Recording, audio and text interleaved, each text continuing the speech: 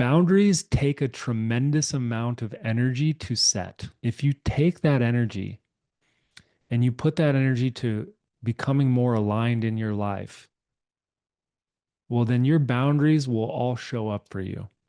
Alignment is a dynamic state. And the way that I can tell you this is that you are a verb, you are dynamic. If you can start to look at yourself as not a noun, actually, there is no such thing, in my opinion, in reality, as a noun because everything is movement, everything is change. And science has been able to prove this. If you like look at things under a microscope, well, there's movement going on inside of everything. So there is no such thing as stillness either. How many of you practice meditation? Meditation, the goal of it is not to get to stillness because there's actually no such thing as stillness. When you start to slow down, the goal of meditation is actually slowness. There's a difference between slowness and stillness. When you slow down, you start to realize, whoa, there's a lot of movement that's going on inside of my body. There's a lot of movement that's going on inside of my mind. When you slow down, you start to become more aware of the movement that's going on inside of you. And that's because life is movement. Life is dynamic.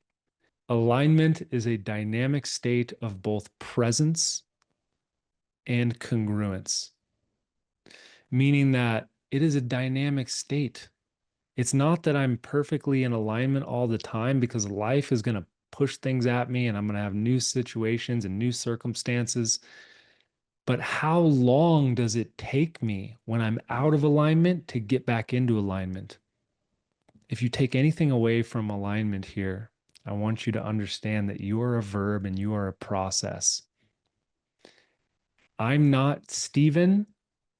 I am actually Stevening.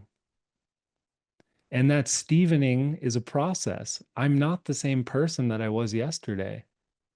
And I'm not going to be the same person tomorrow. You are becoming. Life wants to become. And through that becoming is a fluctuation. You're going to get off your path and you're going to bring yourself back in. When you're working with clients, this is incredibly important because do I know what is mine and what is theirs? When I have swung myself too far into someone's story, can I bring myself back? Do I know how to? Do I know when things are just a story? So you are a process, you are a dynamic state, and you're changing. Change is certain.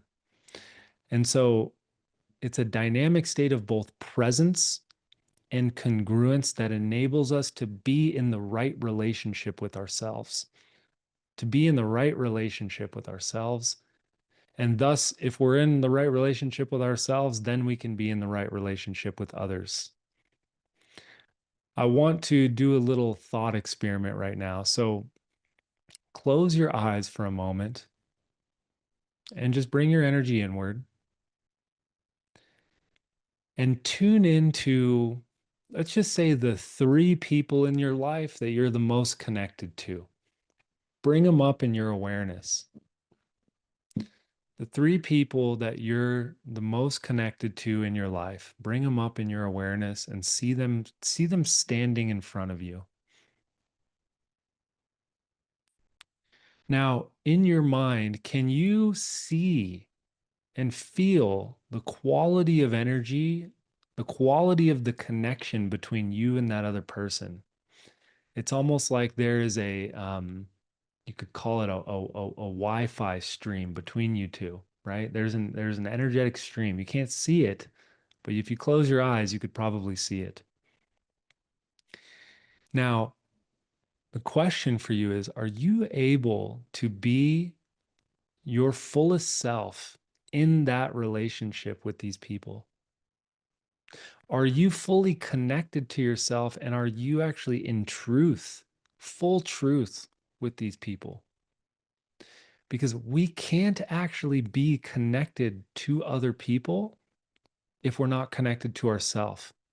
And the most draining thing to your nervous system is to be in connection with other people when you're not connected to yourself. That is the one of the most draining things to your nervous system when you do you remember that I talked about parasitic tension on day 1? It's that blocking, that pushing down of the truth. Well, that happens a lot of the times in relationships. When I can only show parts of myself to another person, well, it's taking energy for me to hold back those parts of myself. When I'm not able to just be the fullest expression of myself with other people, when I and that means that I'm connected to myself. When I'm connected to myself, I'm in truth. Do I have any people pleasers on here? Yes, it is masking. And it takes energy to hold that mask on. That mask isn't something that you can just put on, it comes at a cost. I'll give you another example of this. How many of you have a hard time being seen by other people? Or you really want to be seen? Or maybe being seen is really scary? Well, oftentimes, and just see if this is true for you, and it's totally okay if it's true for you. We all go through this. But a lot of the times, it's scary to be seen by other people because our internal world is disconnected. And when we're seen by other people, they see us, they feel it. I had a woman who was a client of mine. She was about 60 years old, and she was at the point of her life where she's like, I just feel really isolated, and I don't know how to connect to people, and I get anxiety, and I get like social anxiety, and I just don't, the outside world is scary. And I asked her, you know, is the internal world scary? Is there parts of you inside that you don't feel connected to or have pushed down? And so the outside world will be incredibly scary if you're not connected internally because everyone sees you. If you have a hard time, like, does anybody, promote their business on social media? Anybody? Does anybody have a goal of maybe like making videos or being a YouTube or like just creating their business on social media? A lot of the times, does anybody feel very afraid to be on video? This is another example of this. If you feel afraid to be on video, well, a lot of the times that this is a powerful example, but when you record yourself and you put yourself on video, well, then you're putting yourself out there for everyone to see. And they can tell. They can tell whether or not you're in alignment and you're connected to yourself. You can feel congruence within a person. So first, this is a big one. This is a big one. You might want to write this down or just kind of let this land in your body. Presence, for you to be present, means that you have digested and processed your past. For you to be present in the moment means that you've digested your past. It means that you don't have past that is still pulling at your presence. Meaning that if I got in an argument this morning with my partner and I'm still thinking about it right now, I'm still chewing on it, I'm still digesting it right now, well, then I can't bring all of myself to the present moment. If I have emotions that I have not felt, that have been sparked from something in the past, well, then I'm not able to bring all of myself into the present moment. I can bring some of myself, but I'll never be able to bring all of myself. Presence means you have integrated and you have connected your history. You have digested your past. And that does not mean that you've digested it mentally. It means that you have processed it somatically. It means that you have completed the things that you needed to do physically, and you've completed the things that you needed to do emotionally, you needed to feel. Is this making sense to you? This is why somatic breath work is so powerful, is because it's allowing you to digest your past. And so listen to this. Your past is not what happened yesterday or the day before or years ago. That's not the past. The past is what stayed in your body from what happened yesterday or months ago or years ago. The past is what stayed with you and is stealing your presence. Or if it's been completed, then you've learned the lessons. And this is why we repeat it until we complete it, because our body is asking us to process the past so that we can be fully present. Presence is integrated history. Now, trauma just means that something from my past was too much, too soon, too often for me to complete in that moment that now gets stuck into my presence. This is the body keeps the score. Your body keeps the score, meaning that whatever has not been processed from your past, if it's an emotion, if you had a situation that was too much, and now it's frozen into your present moment, and then now that creates your future. This is how our let me know if you've had this experience before, but for some people, they've lived their life based on what other people have wanted from them, from their parents, from society. And then maybe you wake up 10 years or you wake up one day and you're like, "Oh my God, I'm in a career that I actually didn't want. This is what society told me to do because they told me I'd be successful. This is what my parents wanted me to do. This is what my partner wanted me to do. I actually didn't live a life that was of my choice."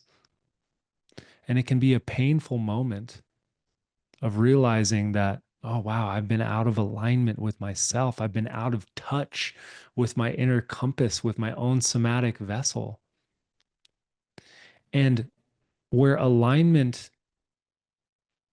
where alignment becomes really powerful and also pretty painful is that the longer you spend out of alignment, the more of a toll it takes on you. Meaning that, like, if you have a car and your car is out of alignment, if you spend a couple months, 6 months with your car out of alignment, and then you get it aligned, well, cool. Maybe you have some tire damage or something going on that's minimal. But if you spend years with your body out of alignment, with your mind and your heart out of alignment, well, the damage that it's going to take is going to be so much more.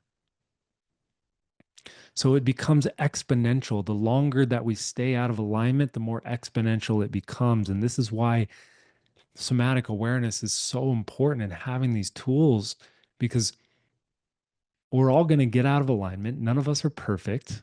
I'm a human. Please don't project perfection onto me. I'm going to get out of alignment, but the key is, how long is it going to take me to bounce back? How long is it going to take me when I've gotten out of alignment to bounce back, right? Let me know if this is landing for you. So we got presence. Presence is integrated past. It's completed past that allows me to be fully present with you and present with myself. It allows me to hear myself. And that allows me to become congruent. Congruence is when my thoughts, my words, and my actions are all saying the same thing. And this is how we speak safety into another person's nervous system more than anything. You can't tell a person that they're safe, but you can become congruent in yourself, and that will create safety. I'll give you an example. How many of you have a hard time telling your partner something that mm, is true for you, but might piss them off? It's not what they want to hear. Anybody? You have a hard time telling somebody in your life, like, maybe it's something that you want to do, but you're afraid that they're going to not like it. Well, I'll tell you that, and see if this is true for yourself. Would you rather have someone tell you a painful truth or a comforting, it doesn't even have to be a lie. Maybe it's just omitting. Maybe it's not telling you something.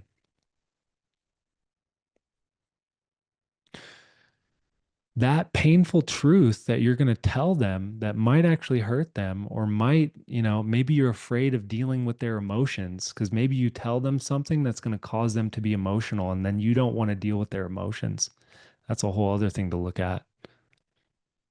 But that's what's going to speak safety into their nervous system because you know that they know that you're going to tell them the truth no matter what. They know that you're going to be congruent. And we all can feel when when somebody is saying one thing, telling us what we want to hear, but they're actually thinking something different. They're actually thinking something, you can feel it. Can you feel when a person's not congruent? They're saying one thing, but they're thinking something else, and you can tell when they're feeling something else. How does your nervous system feel in the presence of them? Well, you're not going to feel safe, and probably you're not going to want to be around them. And on the opposite side is when you're congruent, you're going to start to attract things into your life. This is, to me, congruence is actually the missing piece in law of attraction. Anybody of my more metaphysical people have delved into law of attraction or manifestation, where it's not just thinking, it's not just seeing it in my mind, but it's speaking it and it's also doing the thing that you need to do. It's the action on it. You're becoming more and more magnetic to the thing that you want, to the thing that's in alignment for you. More people that are in alignment with you will resonate with you. It becomes so we are all, your electromagnetic field around you, your nervous system is magnetic. Like, this is how attraction happens between people, relationships, whether it's friendships. It's that my electrical bubble recognizes your electrical bubble, and I'm like, wow, I really like this person. This person, there's a magnetism force that happens. So we are all magnetizing people, situations. Maybe we're magnetizing things that help us complete our past. Maybe there's lessons that we haven't learned. Maybe there's emotions that we haven't completed. That's actually our being, our biology is craving a chance to integrate it. It's craving a chance to complete it, so it's pulling it into our reality so that we can become more congruent within ourselves, so that we can become more present. So when you start to become more in alignment with who you are, you start to attract more situations, people, places, opportunities that are going to be in congruence with you. So I'm not going to get too deep into that, but it is a fascinating concept. So we have alignment as a dynamic state of processing my own past so that I can be present, so that I can have choice, and so I can become more congruent, so I can speak safety into other people's nervous systems. So people feel, and when I say safety, is not just the absence of threat, but so that everyone around me feels seen and heard. Everyone around me feels like they are um, um, that they are lifted up by my presence. Okay, let's continue. So alignment is a dynamic state. It's not about achieving perfection, but it's about cultivating that somatic awareness and developing the resources to bring ourselves back when we've strayed from our center. And this is so, so important as a practitioner. We are going to drill this because for you to be with somebody when they are in sadness, when they are in grief, when they are in anger, um, you can only go to the depths with them. One, if you've processed it within yourself, but two, if you're able to not lose yourself when you're with them. Because as soon as you lose yourself, it is no longer beneficial to them and it's no longer beneficial to you as well.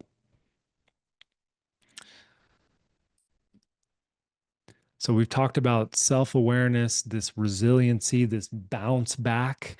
Alignment is your ability to bounce back, and that requires your daily practice of somatic awareness. That requires your daily practice of processing your own past or this is why somatic breath work is, in my opinion, really powerful because it's a tool and technique that allows us to process our past. And I'll get into the aspect of having an empathetic witness. But the whole goal of alignment actually is to become more responsible. And it's interesting because I was so resistant to this term responsible for so long. How many of you hear the word responsible and you're like, ooh, that feels like adulting?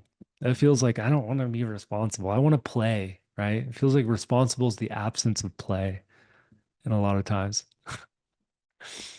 But to me, responsibility does not mean we're having to carry around all this weight. It means that I have the ability to respond and I'm not reactive. When you are reactive, reactivity is the opposite of responsibility. Reactivity means that something is triggering you. Well, I had a mentor once say, never waste a trigger because a trigger means that it's pointing at some part of you that's still reactive where you don't actually have choice. Our reactivity is actually the thing that's creating our reality without us being able to choose.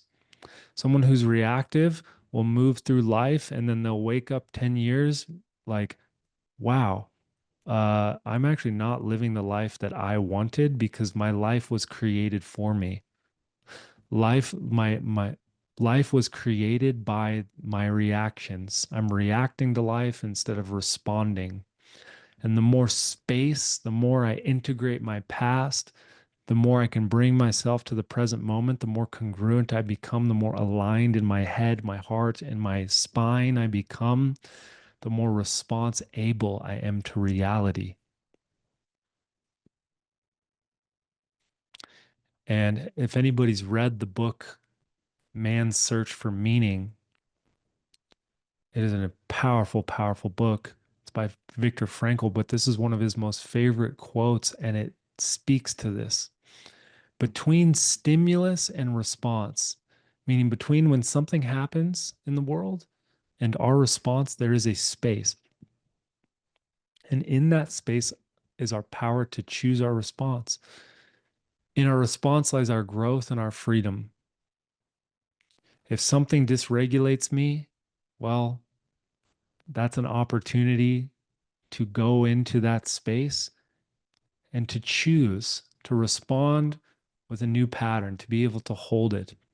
Trauma is subjective, meaning that what's traumatic to you might not be traumatic to me because I've found a way to overcome it. Man's Search for Meaning is the book. Alignment is the all the small little choices, all the small little choices. Every time you wanted to say something that's actually not your truth, every time you wanted to please somebody because you were afraid of telling them the truth, every time you've lost yourself in another person. How many of you struggle with boundaries? That is one part that I didn't cover here. Boundaries. Number one struggle. Well, the first question I would ask you if you struggle with boundaries, how are you with anger? Do you let yourself feel anger? How does anger show up in your life if you suppress it? All of us, I want you to tune into this. All of us have one, at least one emotion that we avoid. We at least have one emotion that we avoid. For me, it's probably grief, but for a lot of us, it's anger. And we will continue to create more situations in our life that cause us to feel that emotion that we avoid. I'll give you an example. If you avoid anger, which means that you're avoiding boundaries because anger tells us where is our yes and where is our no. Somebody has crossed my boundary, well, then I'm going to get angry. If someone's hurting my family or hurting my friends, I'm going to get angry. That's not a bad thing. I'm going to feel anger.